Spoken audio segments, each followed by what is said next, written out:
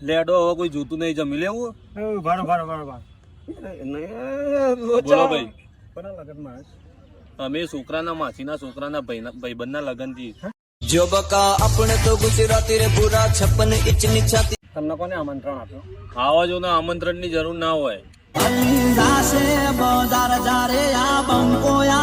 કયા ગામથી આવ્યા તમે? મેહોણાના વાઘ છીએ અમે.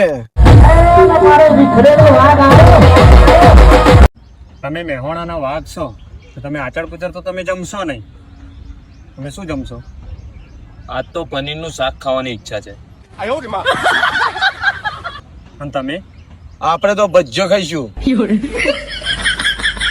મને લાગતું નહીં કે તમને અહીંયા જમવાનું મળે. કેમ? લગન તો પતી ગયા. મારા કાચા પડા